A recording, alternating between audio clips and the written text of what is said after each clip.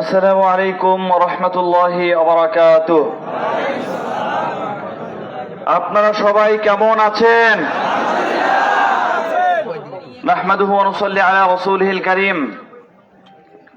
قال الله تعالى في كلامه المجيد أعوذ بالله من الشيطان الرجيم إن الله لا يغير ما بقوم حتى يغيروا ما بأنفسهم। অধ্যকার ইসলামী আন্দোলন বাংলাদেশ কর্তৃক আয়োজিত সারা বাংলাদেশের প্রতিটি উপজেলা এবং থানায় পিআর পদ্ধতিতে নির্বাচন, ফ্যাসিবাদ এবং তার দোসরদের বিচার, জুলাই সনদের আইনি ভিত্তি, রাষ্ট্রের যৌক্তিক সংস্কার সহ এই 5 দাবিতে আজকে বিক্ষোভ সমাবেশ গলাচিপাতে অনুষ্ঠিত হতে যাচ্ছে।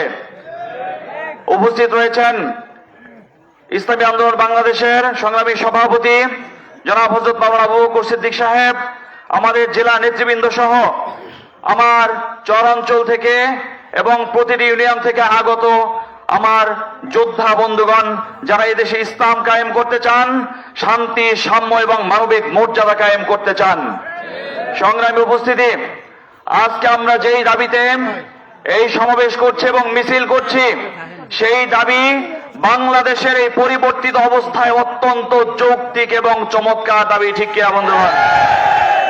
আমরা চাচ্ছি জুলাই সনদের আইনি ভিত্তি, জুলাইতে যে আন্দোলন হয়েছিল 1,500 মানুষ শাহাদাত বরণ করেছিলেন, কয়েক হাজার মানুষ পঙ্গুত্ব বরণ করেছেন।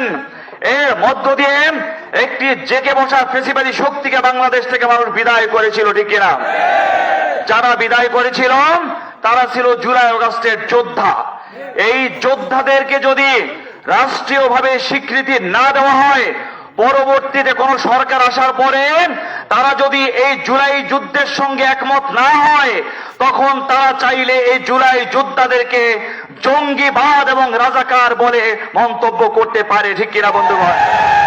এজন্য আমরা চাই যে এই জুলাই যোদ্ধারা জীবন দিয়ে, রক্ত দিয়ে, তাদের সর্বোচ্চ কোরবানির বিনিময়ে বাংলাদেশ থেকে একটি জেগে বসা ফ্যাসিবাদী শক্তিকে বিদায় করেছেন, তাদেরকে অবশ্যই রাষ্ট্রীয় স্বীকৃতি দিতে হবে। ঠিক কিনা বন্ধুগণ?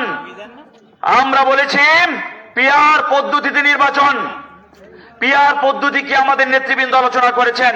পিআর তথা প্রপোর্শনাল রিপ্রেজেন্টেশন বা সংখ্যানুপাতিক নির্বাচন, অর্থাৎ ভোট যত আসন তত। পিআর পদ্ধতির মূল কথা হলো ভোট যত আসন তত।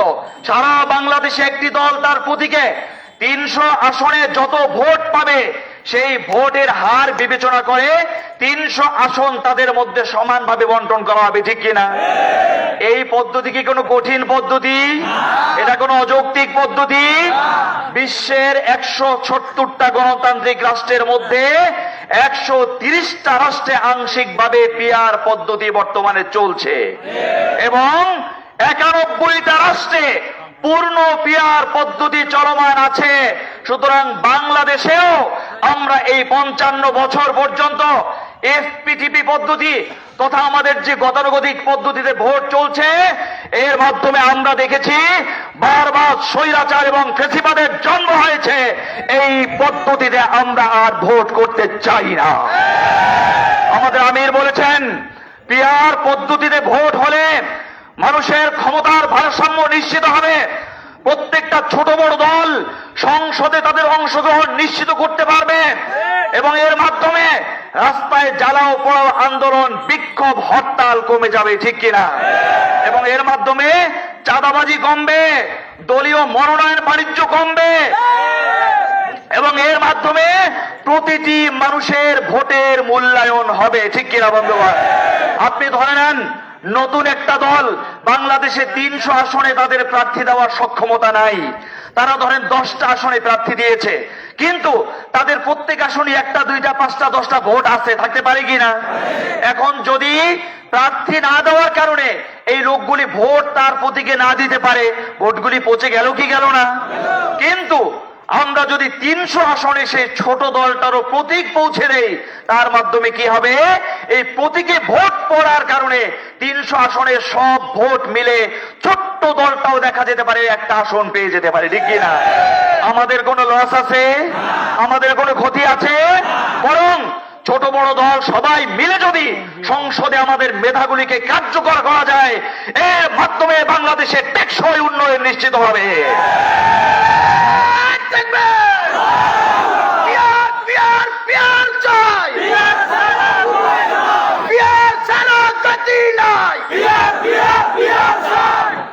আমার বন্ধুগণ, আর বর্তমানে আমরা যেটা দেখছি, গতানুগতিক পদ্ধতিতে নির্বাচন হবার কারণে এমপিরা সংসদে তাদের দায়িত্ব ভুলে গিয়ে সংবিধান নিয়ে গবেষণা বাদ দিয়ে, বিদেশের বিভিন্ন নীতি আদর্শ নিয়ে গবেষণা বাদ দিয়ে তারা এলাকায় এসে টেন্ডার নিয়ে পড়ে থাকে।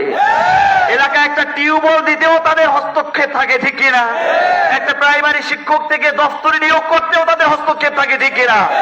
আমরা চাই এমপিরা সংসদে গিয়ে আইন বাস্তবায়ন করবে এবং তাদের মেধাগুলি বাংলাদেশের জন্য তারা খরচ করবে, ঠিক কিনা? আর স্থানীয় উন্নয়নের জন্য স্থানীয় সরকার আছে না নাই? তাদের কাজ কি এমপি যদি সব করে? আমাদের বর্তমান সংবিধানেও এমপিদের কাজ দেখা হয়েছে, সংবিধানে তারা আইন প্রণয়ন করবে, এলাকার কোনো উন্নয়নে তাদের কোনো দায়িত্ব দেওয়া হয় নাই, ঠিক কিনা? এলাকার উন্নয়ন করবেন ডিসি, এলাকার উন্নয়ন করবেন ইউনো, এলাকার উন্নয়ন করবেন স্থানীয় প্রশাসন। বর্তমান সংবিধানেও এই কথাই লেখা আছে, ঠিক কিনা? সুতরাং আমরা চাই পিআর পদ্ধতিতে নির্বাচন বাস্তবায়ন করতে হবে, ঠিক কিনা? বন্ধুগণ, আমরা গতকালকে দেখেছি